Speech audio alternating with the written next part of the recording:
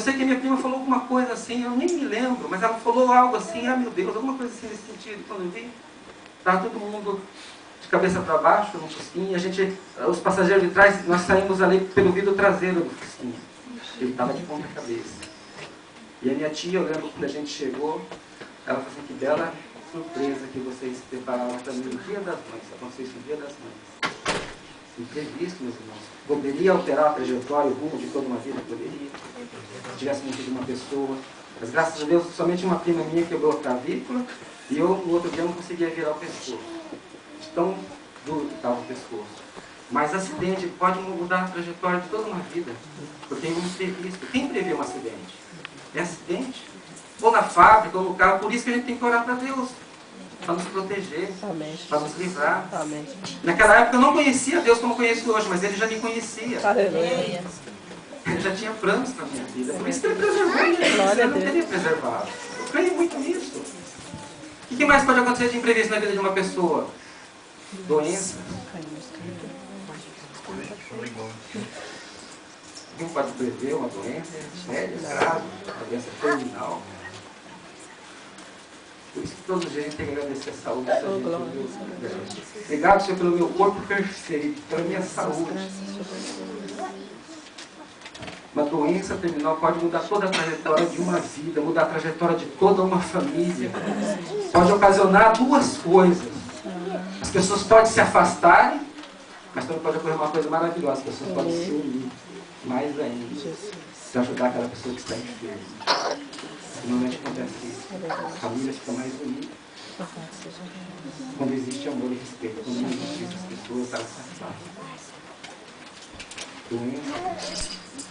Quando eu estava aqui no Japão, recebi um telefonema lá do Brasil. Eu tinha sonhado uma noite inteira, eu já tinha avisado. Então já não era assim uma coisa totalmente inesperada, mas o seu pai está morto. Quem espera ouvir uma notícia dessa? Seu pai morreu. Manjou, eu lembro disso quando manjou. Ninguém espera uma notícia dessa, mas todo mundo está sujeito. Seu pai morreu, sua mãe morreu. Os irmãos estão falando uma coisa real. É palavra. Uma coisa real, não é para apelar com sentimento nenhum, não é o que acontece, é imprevisto. O tema de hoje é imprevisto. Então, glória ao Senhor. Na época eu não entendia, minha mãe falou assim, olha, mas parece que está dormindo. Depois de muito tempo eu entendi isso daí. Eu veio no Japão, ela falou assim, olha, uma semana antes veio um pessoal da igreja lá e ele recebeu Jesus. Por isso que estava com a aparência tão serena. É por isso que parece que está dormindo, está descansando. Eu tenho toda a convicção que ele morreu sim, mas é o Senhor que escolheu. Está vivo. De um dia, eu tenho esperança de um dia encontrar ele. Eu creio, Jesus, aleluia. Morte. Morte é outra coisa. Tem uma frase que fala assim, que tem 3 coisas certas na vida. A morte, o erro e o imprevisto.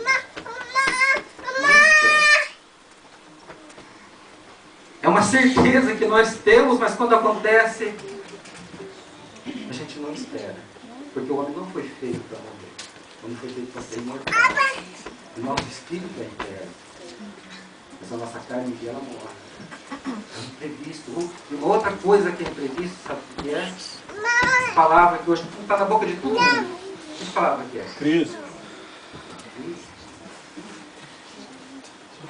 Já foi avisado, né, uns tempos atrás que haveria uma crise. Mas veio de uma maneira inesperada. Alguém estava esperando desse jeito que viria essa crise?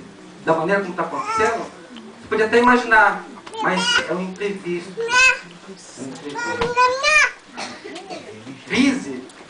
Crise. Se vocês quiserem ter uma aula completa sobre crise, vocês devem DVD do pastor Jean. Crise na ótica de Deus.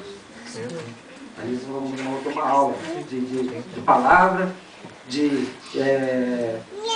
ensinamento. Desde Gênesis Apocalipse ele mostra a crise. Aqui eu vou dar apenas uma pincelada. Mas se vocês quiserem ter algo completo, então veja essa mensagem. Crise na ótica de Deus. Crise pode significar várias coisas, mas eu achei um significado assim que cai como uma luva para o dia de hoje. Crise no dicionário está lá, olha, grave desequilíbrio conjuntural entre a produção e o consumo, acarretando desvalorização de preços e ou da moeda, levando a desempregos e falências. É isso que está acontecendo hoje? Desequilíbrio, grave desequilíbrio conjuntural. Conjuntural, algo que tem relacionamento entre si, entre produção e consumo, não está relacionado entre si, produção e consumo? Por que essa crise? Porque deixou de se consumir, deixou de consumir, deixou de produzir.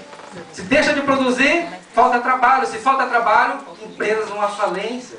Se empresas vão à falência, gera o quê? Desemprego, está tudo relacionado. É um grave desequilíbrio conjuntural. Eu estava indo hoje para Radano, no rádio, sintonizei uma rádio brasileira, estava falando que a Toyota, este ano, o ano fiscal que termina agora em março, vai ter, acho que se não me engano, aproximadamente quase 4 bilhões de prejuízo. Durante 59 anos, ou aproximadamente isso, eles só tiveram lucro. Mas este ano, quase 4 bilhões de prejuízo. E não é só a Toyota, a Sony, tantas outras empresas que você conhece aí. Por quê? Grave desequilíbrio conjuntural entre a produção e o consumo. Deixou de consumir, deixa de produzir. Deixa de produzir, cai o zangueô, né, Márcio? Perde o serviço, e aí? E aí? Então, uma coisa mais importante do que saber que a crise, que o imprevisto vem na vida de qualquer um, sabe o que é mais importante do que isso? A gente está se inteirando agora, que pode acontecer na vida de qualquer pessoa. Sabe o que é mais importante do que isso? É você, de que maneira você vai agir diante da crise? É isso que Deus tem no coração. Qual a maneira que você está, qual é a tua atitude diante dessa crise que está aí?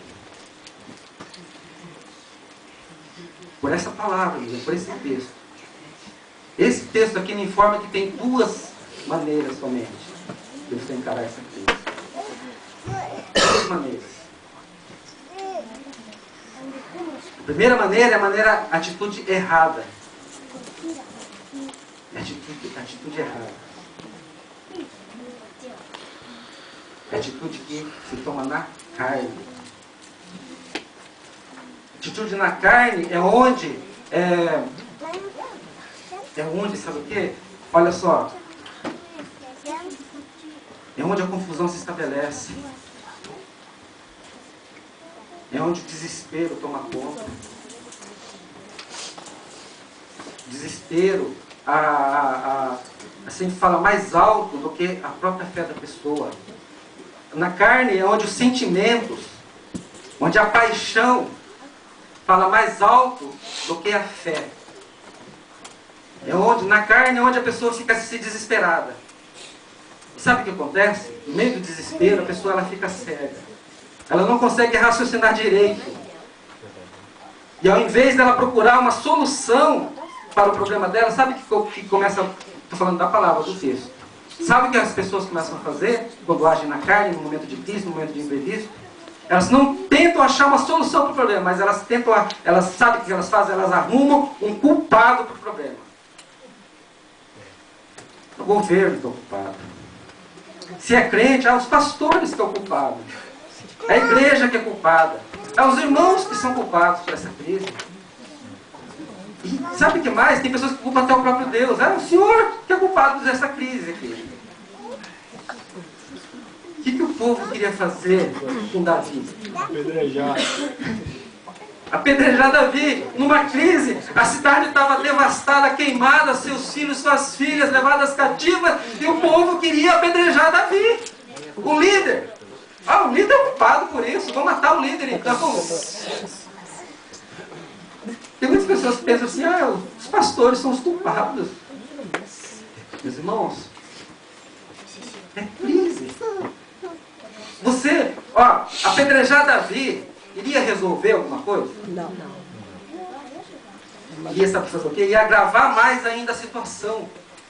Ia agravar mais a situação daquele povo, porque no Salmo 105, versículo 15, fala assim: não toqueis nos meus ungidos e não maltrateis os meus profetas.